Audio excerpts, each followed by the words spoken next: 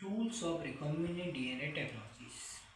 Recombinant DNA technology में कुछ tools की रिक्वायरमेंट होती है। वो कौन सी? पहला restriction enzyme, polymerase enzymes, ligase, vector and host organism oblique cell. ये क्लास 12th का प्रिंसिपल एंड प्रोसेस बायोटेक्नोलॉजी के चैप्टर का टॉपिक है, जिसमें किसी भी रिकॉम्बिनेंट डीएनए को फॉर्म करने के लिए हम लोगों को कुछ की टूल्स की रिक्वायरमेंट होती है। वो की टूल्स कौन कौन से? पहला रेस्ट्रिक्शन एंजाइम। रेस्ट्रिक्शन एंजाइम जो है ये दो प्रकार के होते हैं। एक रेस्ट्रिक्शन एंडोन्यूक्लियस होता है और एक एक्सोन्यूक्लियस होता है। एक होता है एंडोन्यूक्लियस और एक एक्सोन्यूक्लियस। ये दो रेस्ट्रिक्शन एंजाइम्स होते हैं, जिनमें एंडोन्यूक्लियस एंजाइम जो होता है वो डीएनए को cut the DNA at specific locations, but exonuclease जो होता है ये डीएनए को एंड से कट करता है।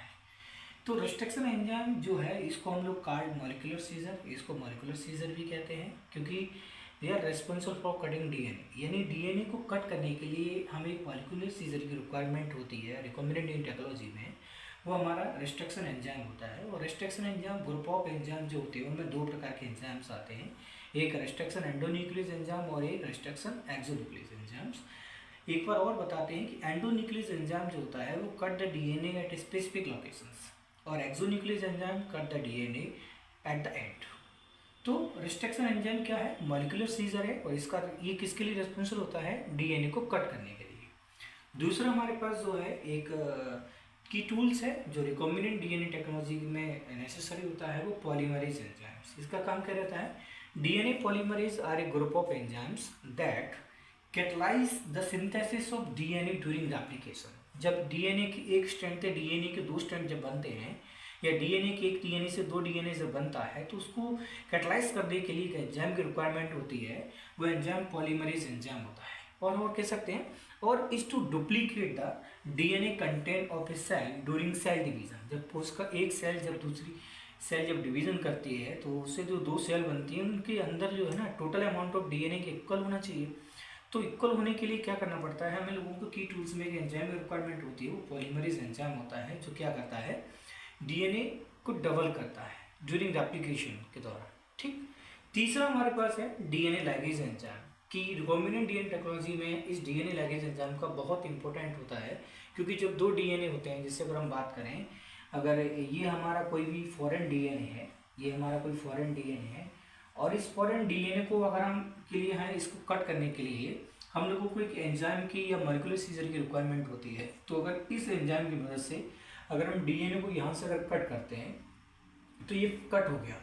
तो हमने कट किसकी मदद से किया? रेस्ट्रिक्शन एंडोन्यूक्लियस एंजाइम मदद से डीएनए को कट किया। अब कट करने के बाद जब भी कोई भी एलाइन पीस ऑफ डीएनए, ये मान लीजिएगा ये हमारा एलाइन पीस ऑफ डीएनए है, एलाइन डीएनए या जीन ऑफ इंटरेस्ट है, अगर इस पर हम लोग ज्वाइन करते हैं, यहाँ अगर कोई भी डीएनए अगर हम लाइगेट करते हैं तो यहाँ एक एंजाइम की रिक्वायरमेंट होगी। वो एंजाइम होता है डीएनए लाइगेज एंजाइम। कौन सा एंजाइम? डीएनए लाइगेज एंजाइम होता है। तो DNA ligase join the strand of DNA form during the synthesis of new DNA. जब यहाँ ये कोई नया डीएनए बनता है ना, तो ये कट जो डीएनए जो कट डीएनए है उस पर अगर हम एलाइन डीएनए को ज्वाइन कराते हैं तो ये डीएनए लाइगेज एंजाइम की रिक्वायरमेंट होती है, जो इसको डीएनए को ज्वाइन कराता है। इसके बाद vector DNA, vector is plasmid होता है, और इसको हम लोग कह सकते हैं कि वेक्टर ये extra circular chromosomal DNA and self replicating. यानी कि जो वेक्टर होता है वो प्लाज्मिड होता है, और प्लाज्मिड के अंदर एबिलिटी होती है सेल्फ रेप्लिकेशन करने की। तो हम कह सकते हैं vector is a DNA molecule. Vector क्या है? डीएनए मॉलिक्यूल होता है दैट कैरीज जेनेटिक मटेरियल। जो क्या कैरी करता है? जेनेटिक मटेरियल कैरी करता है। जैसे कि बात करें, अगर ये वेक्टर है और इस वेक्टर में हम कोई फॉरेन डीएनए को जोड़ कर दें, और जुड़ने के बाद फिर हमको एक होस्ट ऑर्गेनिज्म की या सेल की नेसेसरी होती है। तो हम क्या करते हैं? Into a host cell to replicate and express the inserted DNA sequence, जिसको बाद में हम लोग एक्सप्रेस कर सकते हैं। ठीक है, डीएनए सीक्वेंस को।